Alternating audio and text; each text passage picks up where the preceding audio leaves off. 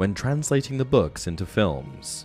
As you may already be familiar with, in the past I've released a series of videos discussing the major character differences between these three best mates when translated from page to screen. If you're not familiar with them, I highly recommend you go check them out.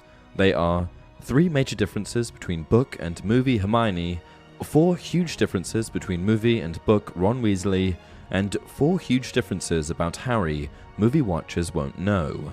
Essentially, in these videos I break down how both Hermione and Harry are made into near-perfect versions of themselves, especially Hermione, whereas Ron is portrayed as a goofy, buffoon version of his book character.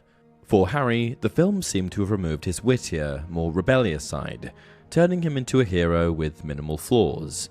In the case of Hermione and Ron, the writers simply seem to have taken away a lot of Ron's lines and important moments and given them to Hermione, degrading his character and enhancing hers.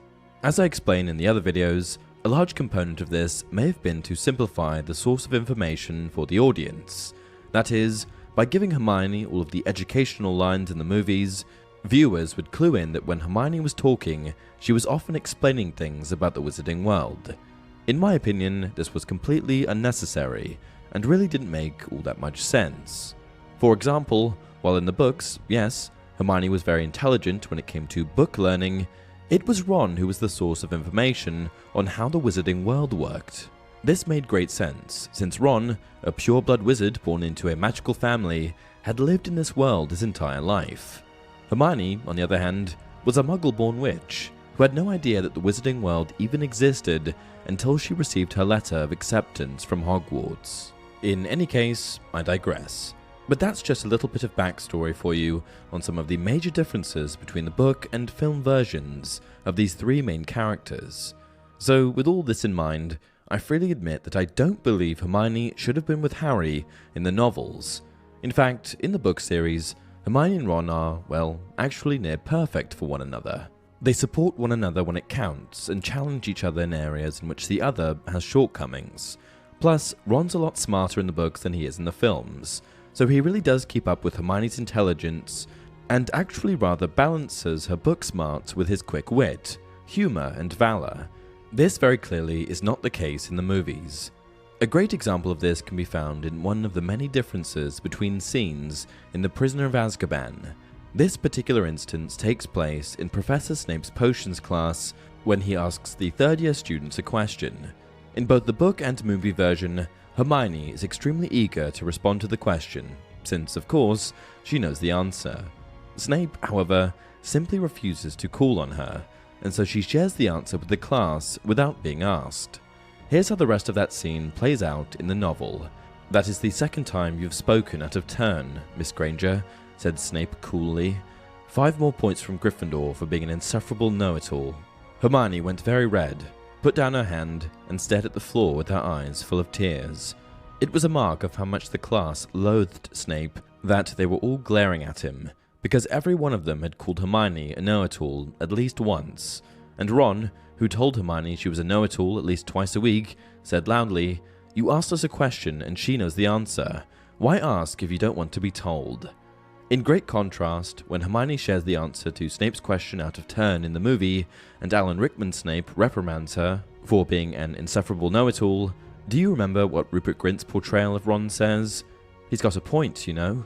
I mean, no wonder movie lovers of the Harry Potter franchise don't think Ron deserves to be with this flawless and beautiful version of Hermione, as portrayed by Emma Watson. Not only is he not that bright, but he's also a complete jerk.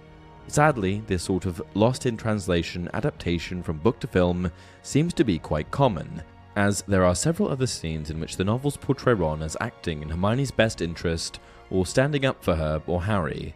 But in the movies, he's either rude, silent, or the scene simply doesn't exist. Quite honestly, I don't envy the job the screenwriters were tasked with when writing all 7 Harry Potter scripts. Cutting 5 to 800-page books down into 2-hour movies would be no easy task. But I simply don't agree with many of these script changes that fundamentally altered Ron's relationship with Hermione. And that's not to say anything about what it did to his friendship with Harry. I mean, are movie Ron and Harry even best friends? It doesn't really seem so, does it? There are also multiple scenarios that the films portray that never take place in the books, many of which make it seem like Hermione and Harry would be much better suited for one another than Hermione and Ron.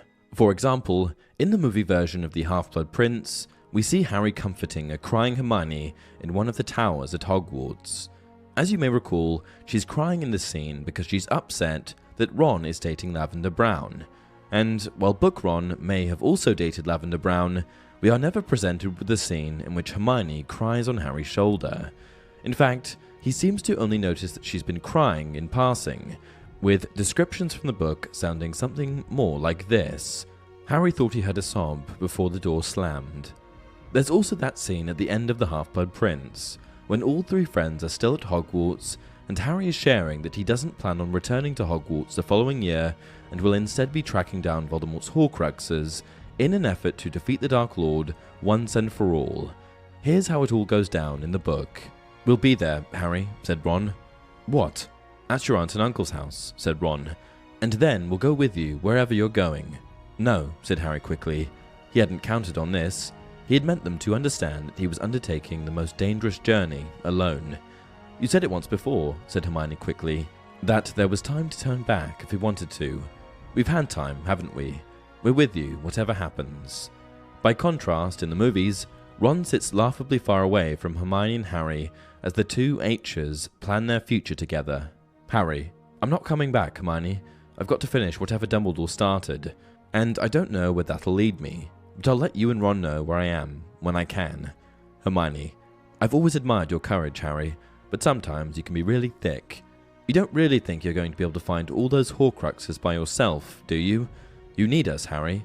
So, of course, with, enhancements like this littered throughout the films, it seems just so obvious that Hermione should be with Harry, and certainly not that dolt, Ron.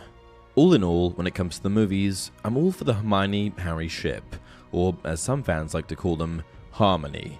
Okay, maybe I wouldn't go quite that far. But with that, we've come to the end of another video. What did you think? Do you agree?